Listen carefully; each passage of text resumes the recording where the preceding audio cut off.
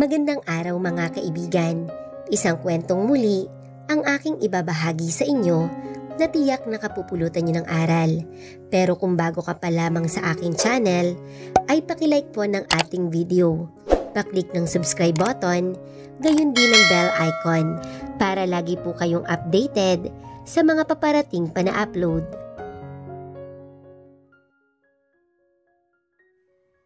Hindi ko alam kung ano ang ginawa ni Colin at Sebastian sa 2 taong na nakabiting patiwarik sa loob dahil iniwan ko sila matapos malaman ang katotohanan mula kay Carlos. Hinayaan ko na ang dalawa ang magdesisyon ng kapalaran ni Carlos at Mark dahil hindi ko gugustuhin na mabahira ng marumi nilang mga dugo ang mga kamay ko. Naghihintay na lamang ako dito sa labas na lumabas silang dalawa para makaalis na sa lugar na ito. Ayaw kong panoorin pa kung ano ang gagawin nila sa mga kalaban namin dahil hindi ako sanay sa marahas na pamumuhay gaya nila. Hindi ko gugustuhin na pumatay para maghiganti pero ayaw ko rin na mabuhay nang malaya si Carlos dahil alam ko na habang buhay siyang magiging banta ng buhay ko at sa magiging pamilya ko. "Let's go, uwi na tayo," sabi ni Colin nang lumapit ito sa akin. Si Sebastian, tanong ko rito. "Siya na ang bahala sa kanila. Alam na niya ang gagawin. Don't worry, ikukulong natin sila habang buhay at hindi na kayo mangangambala pa ni Hidalgo." Nakahinga ako ng maluwag sa kaalaman na hindi nila pinatay si Carlos kahit pa matindi ang kasalanan na ginawa nito. Higit kanino man ay sa akin siya malaki ang pagkakasala. Pero siguro ay masyado lamang mababa ang loob ko para gustuhin na mamatay sila sa mga kamay ko. Mabilis na sumunod ako kay Colin pasakay ng sasakyan nito. Nagulat ako na naghihintay pala sa labas si Franco habang naninigarilyo. "Paano ka napunta dito?" Siya ang tumawag sa akin at siya rin ang nag-report kay Sebastian na nahuli kayo ni Hidalgo. Mabuti na lamang at iniwan mo siya sa labas dahil kung hindi ay imposible na malaman natin ang ugnayan ni Carlos at ng alalay mo. Mahabang paliwanag ni Colin. Pumasok ako ng sasakyan matapos marinig ang sinabi ni Colin. Kinawayan ko na lamang si Franco na sumakay na rin sa isa pang sasakyan na kasama naming umalis sa lugar kung saan dinala si Hidalgo. "Sumama ka sa bahay at magpaliwanag ka sa asawa ko kung bakit ako napunta sa lugar na to. Ikaw ang nagpatawag sa akin kaya siguraduhin mo na makikinig si Irish sa'yo dahil kung hindi, wag mo nang balakin na mapangasawa pa ang anak ko." Matigas at seryoso na sabi nito. Hindi ko maintindihan kung bakit ako ang dapat na magpaliwanag sa asawa niya. Gayong kung tutuusin ay wala naman akong kinalaman sa pinagsasasabi niya. Madali lang naman kasing sabihin sa asawa niya kung bakit siya napunta sa bahay ni Hidalgo dahil naroon si Ellie at hanggang sa mga oras na ito ay hindi nasasagot kung paano siya napunta sa hideout ni Carlos. Sa bahay ng mga Madrigal kami tumuloy. Akala mo ay maamong tupa na bumaba si Colin ng sasakyan nang sinabihan pa akong ngumiti at wag umanong sisimangot sa harapan ng asawa nito. Kanina pa siyang panay ang bilin sa akin ang gagawin kaya naman hindi ko maintindihan kung bakit ganoon ang pinagsasasabi niya. Nasagot iyon na makaharap ko ang dating sweet at nakangiti na asawa ni Colin noong unang punta ko dito pero ngayon daig pa ang dragon na handang magbuga ng apoy. "Nahanap mo na ba ang anak mo?" Mataray na tanong nito kay Colin bago napunta sa akin ang paningin nito. Ramdam ko na siniko ako ni Colin kaya napalunok ako at gumiti sa ginang na mas matalim pa sa matalas na espada kung tumitig sa akin. "Why are you here?" Mataray na tanong nito. "Hindi mo ba hahanapin ang anak ko? Kayong dalawa, humanda kayo sa akin. Oras na may hindi magandang nangyari kay Ellie at sa apo ko." Lukot ang mukha at naniningkit ang mga mata na singhal nito sa amin ni Colin. Kaya nga po ako narito dahil hinahanap ko po si Ellie." Napakamot sa batok na sagot ko. "Hindi mo na kailangan pumunta dito dahil wala dito ang anak ko.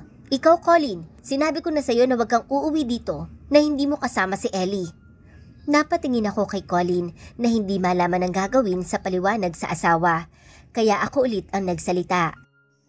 "Pasensya na po ma'am, ako po ang may kasalanan kung bakit napunta sa lugar kung nasan kami ni Sir Colin. Dahil may nangyari po na hindi maganda sa amin doon ni Ellie. Kinakailangan po namin ng tulong niya. Mahabang paliwanag ko. Walang hiya kang Colin ka? May nangyari palang hindi maganda sa anak natin, hindi mo man lamang sinasabi sa akin? Bulyaw nito na nahagip ang ashtray sa center table at binato sa direksyon namin. Nauntog pa ako dahil sa likuran ko pala si Colin tumakbo, kaya heto, dalawa kaming binabato ng kung ano-ano na nadampot ng asawa nito. Akala ko sweet ito, pero dito pala nagmana si Ellie sa ugali, lalo na ang pagdidilat at panay-ikot ng mga mata. Kapag hindi bumalik dito ang anak ko, huwag kayong tatapak sa pamamahay ko. Hala, hanapin niyo siya. Singhal nito na nakapamewang pa ang dalawang kamay. Opo, tanging nasabi ko, sabay ilag dahil binato sa direksyon namin ang mga unan na nakahilera sa sofa. Kasalanan mo to eh. Paninisi ni Colin na kasunod pala sa akin palabas ng bahay. Kanina pa siyang panay ang sisi sa akin. Kung alam ko lang na ganito ang mangyayari, ay hindi na ako humingi ng tulong sa kanya. Sana ay si Sebastian na lang pala. Di sana ay walang ganitong problema ngayon. Saan ko pwedeng mahanap si Ellie? Tanong ko kay Colin. Wala siya sa unit at sa safe house niya. Nasa hotel daw, sabi ng tauhan ko na nakasunod kay Ellie. Kung kaedad ko lang ito, baka na dagukan ko na si Colin. Alam naman pala niya kung saan naroon ang anak pero bakit inuna pa niyang ang umuwi at magpakita sa dragon na asawa. Alam mo na pala, bakit hindi natin pinuntahan agad? Di sana hindi tayo napalaya sa inyo? Tanong ko. Umayos ka ng tanong mo, kanina ka pang panay sagot. Remember, father-in-law mo ako at hindi ka edad mo. Inis na singhal nito sa akin. Nagpipigil ako makapagsalita dahil kung tutuusin ay talaga namang kaedad ko siya. Pero dahil napunta ako sa katawan ni Gavin ay heto, hindi ako makapalag kay Colin na akala mo ay matapang pero under naman pala ng asawa niya. Andito na tayo. Siguraduhin mo na mapapapayag mo na umuwi sa bahay ang anak ko. Dahil kung hindi, pareho tayong walang asawang uuwian. Napapailing na bumaba ako ng sasakyan. Akala ko ay hindi sasama si Colin, pero nakasunod pala ito sa akin na akala mo ay gwardya na hindi pwedeng takasan. Miss, gusto naming i-surprise visit ang anak ko. Anong room number ni Ellie Madrigal? Tanong ni Colin sa receptionist na bumati sa amin. Pasensya na po sir, wala pong bilin si Miss Madrigal na may bisita siya. Hindi po namin pwedeng basta na lang ipamigay ang impormasyon at room number niya. Hingin pa umanhin ng babaeng kausap nito. Paano niyang sasabihin? Surprise nga, di ba? Mainit na ulo na sabad ni Colin. Ayoko lang na nagsasayang ng oras. Bulong pa nito, sabay dukot ng cellphone, saka mabilis na nagdial. Anong kalokohan ang lintik na policy meron ka dito sa hotel mo, Robert? At hindi ko pwedeng puntahan ang anak ko. Mainit ang ulo na tanong nito sa kausap. Kita ko kung paano nagtinginan ng dalawang empleyado sa harapan namin.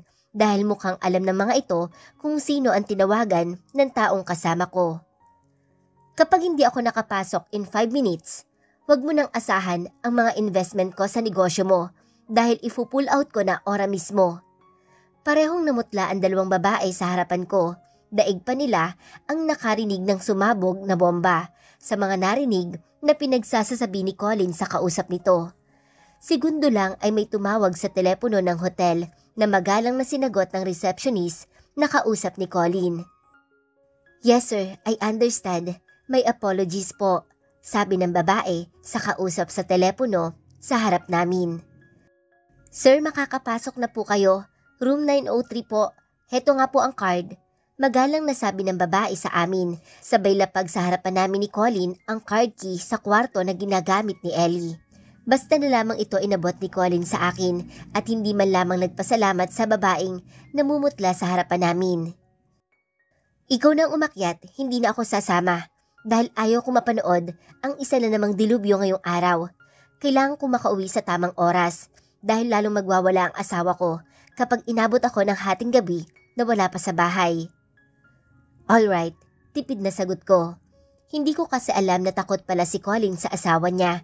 Dahil akala mo ito ang hari na walang sinasanto, oras na hindi niya nagustuhan ang bagay na nakikita nito.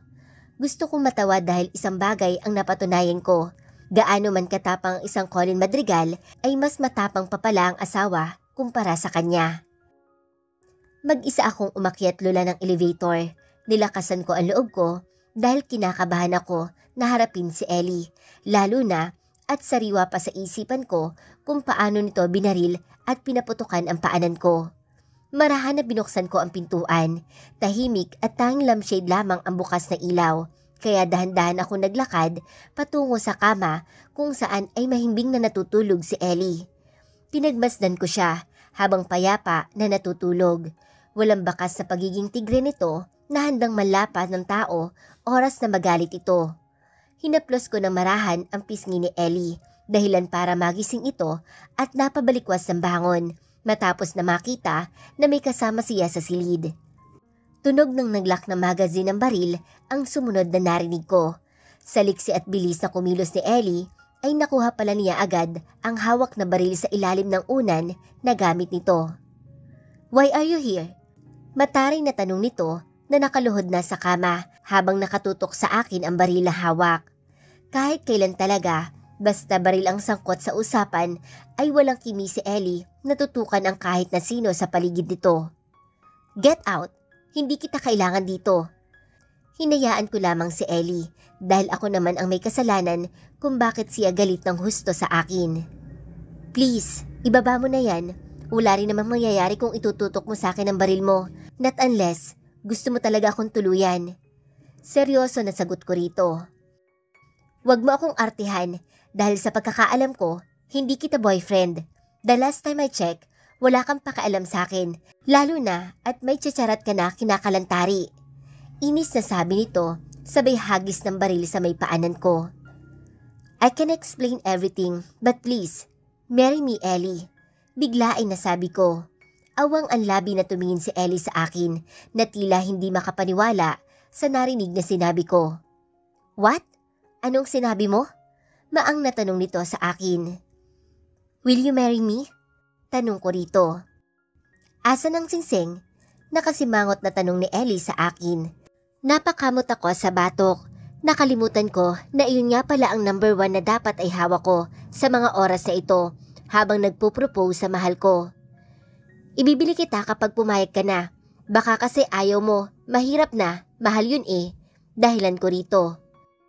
"Wag mo akong pinagloloko, James.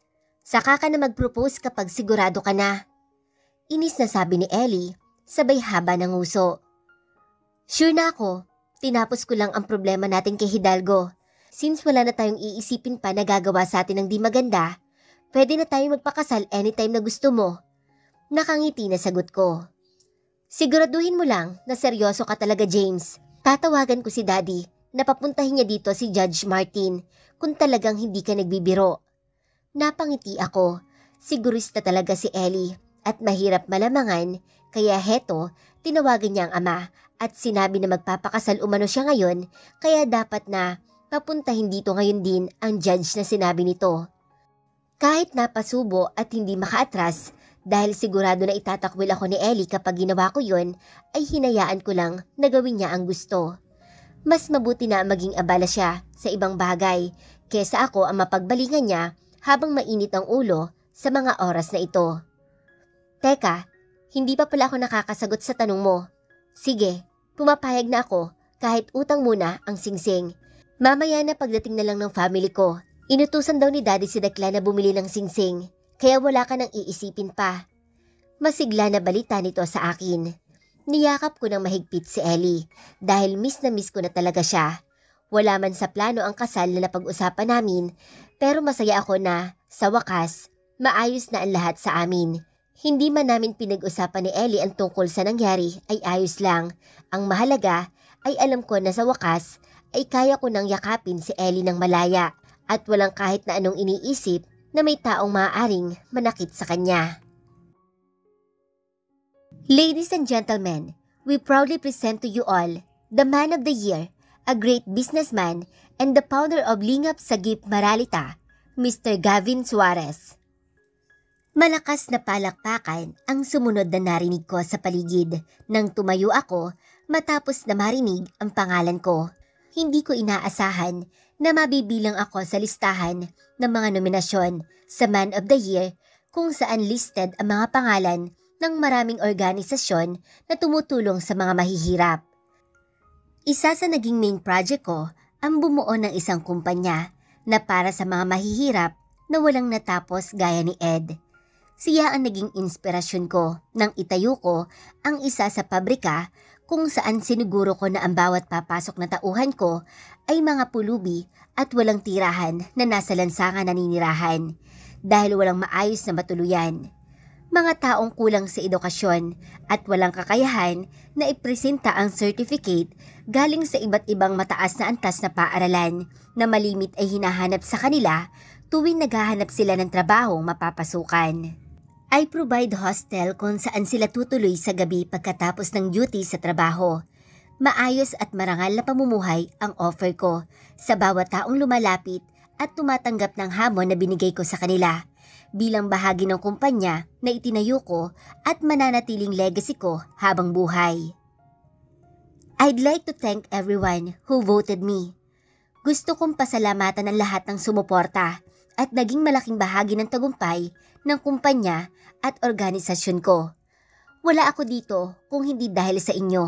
Kayo ang inspirasyon ko, kaya naging matatag at manatiling nakatayo ang Lingap Sagip Maralita Foundation. To my wife, Dr. Ellie Madrigal Suarez, na laging nasa tabi ko at naunang nagtiwala sa kakayahan ko. Thank you so much, my dear wife. I'm always grateful na ikaw ang ibinigay ng Diyos sa akin bilang katuwang ko at bahagi ng buhay ko. Masigabong palakpakan ang narinig ko, kaya pansamantalang tumigil muna ako at ngumiti sa mga taong nakikita ko. I humbly dedicated this award to SPO4 Jack Bragis, na siya talagang totoong hero sa buhay ko. Kuya Jack, thank you so much sa pagsagip sa akin sa kalsada noon. Hindi mo tiningnan ang kakulangan ko sa buhay para ibahagi ang tulong na malimit ay ipinagkait sa akin ng maraming taong nakakasalumuha ko. I'm always thankful to you, Kuya. Isa kang mabuting alagad ng batas at ehemplo, hindi lamang bilang pulis, kundi bilang isang mamamayan. Itinaas ko ang trophy na natanggap ko bilang pagpupugay kay Kuya Jack na nasa tabi ng asawa na hindi nakaligtas sa akin ang pagpunas ng luha sa mga mata. Yes, binalikan ko sila Ate Janet sa apartment kung nasaan sila nakatira, pati na rin si Ed na naging kasangga ko sa kalsada. Sila ang naging inspirasyon ko para itayo ang Lingap Sagip Maralita. Mas marami akong natuklasan sa naging buhay ko sa kalsada. Simula na magpakasal kami ni Ellie. Sinamahan niya ako sa apartment kung saan ako pinatira ni Kuya Jack at mula noon ay unti-unting bumabalik sa alaala ko ang nakaraan bilang si Gavin na hindi pala naalala ang nakaraan bilang si James Miguel Suarez. Now, I fully understand everything. Muling nabuhay ako sa katauhan ng anak ko. Maraming alaala ang bumalik galing sa nakaraan ko nang mabaril ako nung kinidnap kami ni Rafa. Na-trigger ang nawawala kong alaala na bumalik dahil sa mga bagong karanasan na nararanasan ko kasama si Ellie. Thank you everyone. Muling salitang binitawan ko at yumuko bilang pasasalamat sa lahat. Malaking ambag sa tagumpay ng organisasyon ko ang face up na ginawa ko. Marami sa mga artista ang humikayat na maraming user na mag-donate sa Lingap Sagip Maralita. Kaya naman, nakilala agad ito sa loob lamang ng maikling panahon. Malaking tulong ang apps na ginawa ko dahil bukod sa kumita ako ng milyon, ay marami ang naging aware sa uri ng pamumuhay ng mga mariltang naaabot namin at nabibigyan ng tulong. Masayang mukha ng maganda kong asawa ang sumalubong sa akin nang bumaba ako sa entablado. Alam ko na proud siya sa akin dahil lagi niya itong sinasabi sa akin. Congratulations, love! Bulong nito matapos salubungin ako ng mahigpit na yakap. Napangiti ako. Napakaswerte ko sa asawa ko na very supportive sa bawat desisyon ko sa buhay. She's the best wife ever na alam kong habang buhay na magpapasalamat ako sa buong may kapal na binigay siya sa akin kahit hindi ko hiningi at inaasahan. Congratulations, Gavin! Masayang bati ni Kuya Jack sa akin Kasunod si Ed na personal na inimbitahan ko para dumalo sa awarding ceremony na ito. Salamat po kuya. Niyakap ko ito bilang pasasalamat. Sila ni Ed ang naging unang pamilya na itinuturing akong tao at hindi iba dito sa mundo. Kahit kailan, hindi ko makakalimutan ang malaking tulong at ambag nila sa kung ano ang meron ako ngayon. Salamat sa inyo. Nakangiti na sagot ko. Tigilan mo ang drama mo bro, hindi bagay. Nakangisi na sabi ni Ed. Kami nga dapat na magpasalamat sa iyo dahil bukod sa hindi mo kami kinalimutan, binigyan mo pa kami na maayos sa tirahan at trabaho. Aba, posible na magka-girlfriend na rin ako dahil mukha na akong tao. Natawa kaming lahat sa sinabi ni Ed na sinabayan pa ng kindat-kindat ng mga mata. Nakakatuwa na kasama ko silang pamilya ko sa oras na ito na ipinadama sa akin na kumpleto ako kahit wala na akong tunay na kapamilya na lahat ay naubos na pinatay ni Carlos na maghiganti ito. Nawalan man ako ng mahal sa buhay, sinubukan ako ng tadhana at kapalaran ay mananatili akong matatag kasama sila ng mga taong tunay at tapat na minahal ako kahit pa malaki ang kaibahan ko sa ordinaryong to dito sa mundo. It's time to go home. Uwi na tayo at sure na hinihintayin tayo ng anak natin, sabi ni Ellie sa tabi ko. Napangiti ako sa palusot ng asawa ko. Alam ko na kung bakit nag-aaya si Ellie. Kanina pa siyang nalalambing. Nagkataon lamang na may event awarding kaming kailangan na puntahan kaya umalis kami ng bahay. Sige, bukas na lang kami pupunta sa bahay nyo at baka palayasin kami ni Sofia kapag umuwi kayo ng hating gabi at may bisita pa sa bahay nyo. Natatawa na sabi ni Ed. Alam niya ang ugali ng inaanak na mayaman daw. Napakamaldita kasi ni Sofia pero hindi na ako nagtataka kung bakit at kanino ito nagmana. Daig pa nito ang ina kung magbihis. Kailangan na pareho sila ng damit at sapatos para umano kasing ganda siya ng mami niya. Tuwang-tuwa naman ang mga parents ni Ellie, lalo na si Lolo Colin niya, na siyang dahilan kung bakit na-spoiled ang anak ko ng sobra. Kung sa bagay, mas mabuti nang suportahan niya ang pagpapaganda ni Sofia, kesa naman turuan niyang humawak ng baril gaya ni Ellie. Malimit pang mag-away ang mag-ina ko dahil pareho silang hindi magkasundo sa bagay-bagay na gustong gawin. Spoiled man si Sofia pero matured siya kung mag-isip, bagay na naman niya sa ina. Hindi ko nga alam kung ano naman ang namana sa akin ng anak ko dahil kahit dulo at kulay ng buhok ni Sofia ay mini Ellie ang nakikita ko. Buti naman natapos na. Kanina pa akong nagugutom. Gusto kong kumain ng noodles at dumplings sa Kowloon, sabi ni Ellie nang pumasok kami ng sasakyan. Food trip? Nakangiti na tanong ko sa asawa ko. Mas lalong lumawak ang ngiti ko nang tumango ito. Mataray at maarte man tingnan si Ellie. Dahil lumaking mayaman ay hindi ko kailanman nakitaan ng pandidiri sa lugar kung saan ko siya dinala. Napakaswerte ko talaga sa natagpuan ko si Ellie sa magulo at malawak na lungsod kung saan walang pumapansin sa akin dahil tila hindi ako nakikita ng kanilang mga mata. Totoo ang kasiyahan na nababaka sa mukha ko habang nakatuon ang paningin sa kalsada na nagmamaneho. Sa wakas, iilan na lang ang mga pulubi na nakikita kong gumagala sa lansangan sa ngayon na nagpapaikot-ikot at naghahanap ng may maglilimos. Hindi ko man sila matulungan lahat na magkaroon ng maayos na pamumuhay sa mga oras na ito ay nananalangin ako na balang araw ay magbago rin sana ang kanilang kapalaran, gaya ko. Alam ko na sa huli, nariyan ang Diyos na siyang gumagabay sa kanila at naghihintay ng tamang pagkakataon na pagpalain sila. Oras na nalagpasan ang mga pagsubok na binigay ng Poong may kapal sa kanila. Magtiwala lang tayo sa Kanya dahil lahat ng pagsubok na ating pinagdadaanan ay may dahilan.